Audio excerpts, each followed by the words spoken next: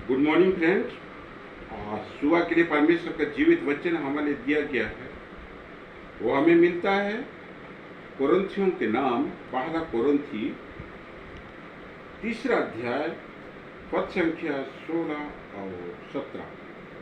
पहला कोरिन्थियों तीसरा अध्याय पद संख्या 16 से 17 तक। उसमें परमेश्वर का जीवित वचन इस प्रकार से लिखा हुआ है, क्या तुम नहीं जानते कि तुम परमेश्वर का मंदिर हो और परमेश्वर का आत्मा तुम में वास करता है।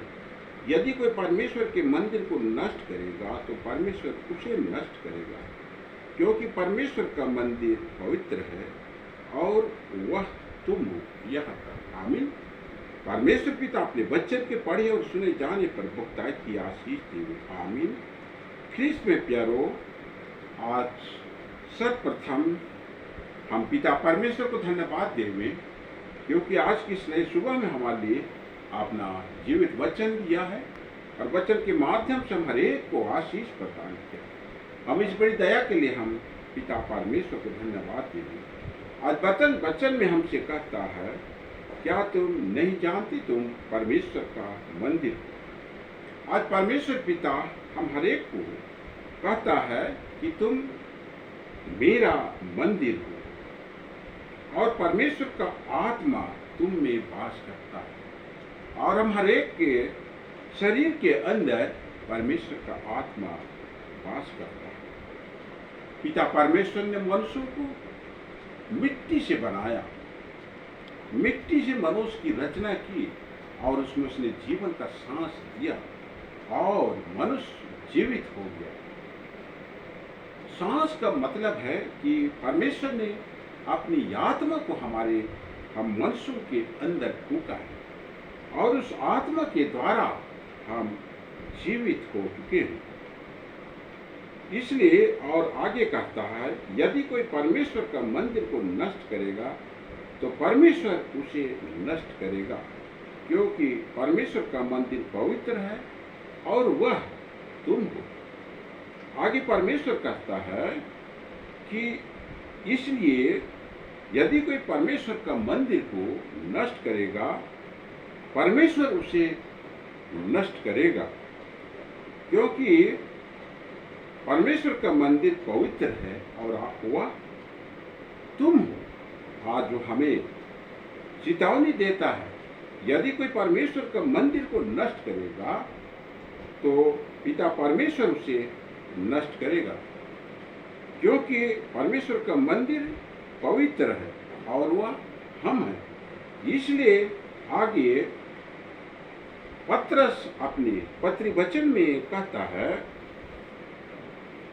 पहला पत्रस उसका 1 का 15 और 16 में इस प्रकार से वो कहता है, पर जैसा तुम्हारा बुलाने वाला पवित्र है वैसे ही तुम भी अपने सारे चाल चलन में पवित्र बनो, क्योंकि लिखा है पवित्र बनो क्योंकि मैं पवित्र हूँ। इसलिए आज परमेश्वर के मंदिर को नष्ट होने से बचाने के लिए वो आज हमें कहता है कि तुम अपने सारे चाल चलन में पवित्र बनो, अर्थात हमारा उठना बैठना, खाना पीना, बोली वचन, चाल ढाल और सोच विचार और हमारा काम, हर एक चीज में आज हम पवित्र बने। परमेश्वर की इच्छा के अनुसार हम जीवन को व्यतीत करें। हमारा शरीर जो परमेश्वर का मंदिर है उसको हम दोषित ना करें, नशापान करने के द्वारा, व्यभिचार करने के द्वारा, लड़ाई झगड़ा करने के द्वारा, परिस्त्री गमन करने के द्वारा, झगड़ा करने के द्वारा, लोभ लालच करने के द्वारा, ऐसे ऐसे और भी अनेकों सांसारिक काम हैं जिसको हम करने के द्वारा हम परमेश्वर के मंदिर को नष्ट नहीं करेंगे। अगर हम ऐसा करते हैं, ऐसा जीवन को हम व्यतीत करते हैं, तो परमेश्वर जो हमें कहता है तुम परमेश्वर का मंदिर हो, तो हमें नष्ट करेगा। अर्थात इसका वो हमें इसका फल देगा। अर्थात हमें अंत के दिनों में, न्याय के दिनों में, जब वो न्याय के सिंहासन पर बैठेगा, वो हमें उस धधकती हुई आग के कुंड में डाल देगा। इसलिए वचन में और जगह इस प्रकार से कहता है, यदि तुम दोनों हाथ रहते हुए भी नरक में जाओ तो भला है कि तुम एक हाथ को काट के ठूठा होकर जीवन में प्रवेश करो। उसी प्रकार दोनों आंख रहते हुए तुम नरक में प्रवेश करो तो भला है कि एक आंख को निकाल दो और तुम जीवन में प्रवेश करो। अर्थात हमारी आंख और हमारा हाथ जो कि गलत काम करता है, उसको काट के फेंक देने के लिए वो चेतावनी देता है, ताकि हाथ और आंख रहते हुए हम नरक के भागीदार ना बने, परंतु एक आंख से हम अंधा होकर परमेश्वर के राज के वारिस बने। ये परमेश्वर के लिए खुशी की बात है। और इसलिए आज हमें चिताता है कि मैं जैसा पवित्र हूँ वैसा तुम भी पवित्र बनो, क्योंकि लिखा है पवित्र बनो क्योंकि मैं पवित्र हूँ। आज जैसे परमेश्वर पिता पवित्र है, अगर हम अपने आप को पवित्र नहीं बनाते हैं, उसकी इच्छा के अनुसार जीवन को नहीं व्यतीत करते हैं, तो हम परमेश्वर के साथ शामिल नहीं हो सकते, उसकी महिमा में हम शामिल नहीं हो सकते, उसकी संगति में हम नहीं रह सकते। इसलिए आइए आज के दिन हम पिता परमेश्वर से सहायता मांगे कि अपनी पवित्र आत्मा हमें प्रदान करे, अपनी अगुवाई हमें प्रदान करे, ताकि हमारा चाल चलन पवित्र होने पाए। और जिस प्रकार पिता परमेश्वर पवित्र है, उसी प्रकार हम भी पवित्र बनने पाए। और परमेश्वर पिता ने हमें जो मंदिर कहा है, हम उसके मंदिर को नष्ट होने से बचाने पावे। पिता परमेश्वर इस छोटी प्रवचन में बहुतायत की आशीष दे।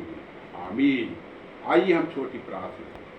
स्वर्गीय पिता, आज की सुंदर सुबह में हम प्रभु यीशु नाम से तेरे चरणों में आते हैं। प्रभु तुझे धन्यवाद देते हैं, क्योंकि आज के दिन हम आगे तूने अपना जीवित और सामर्थ्य वचन दिया है। वचन के माध्यम से हम हर एक को आशीष प्रदान किया। हम इस बड़ी दया के लिए तुझे धन्यवाद देते हैं। वचन में आज हमें बताया है, क्या तुम नहीं जानते तुम परमेश्वर के मंदिर हो और परमेश्वर का आत्मा तुम में वास करता है। इसलिए अगर तुम कोई तेरा मंदिर को नष्ट करेगा, उसको तू भी नष्ट कर देगा। इस प्रकार से आज हमें चेतावनी देता है।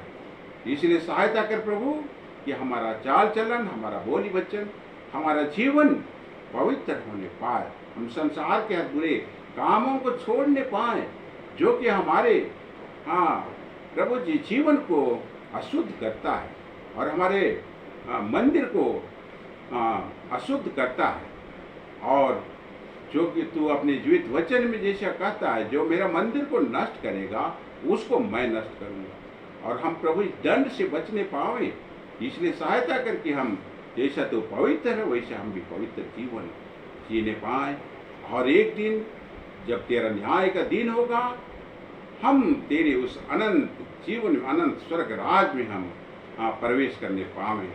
पिता परमेश्वर, तो हमारी जीवन में पवित्र जीवन जीने के लिए तू सहायता और मदद कर। आज के दिन में कितने जवान जुआती गलत संगति में है, कितने जवान जुआती प्रभु जी नशे के आदी हैं, कितने जवान जुआती आज मोबाइल के नशे में है, कितने जवान जुआती आज और भी अनेकों प्रकार की बुराइयों में लिप्त है।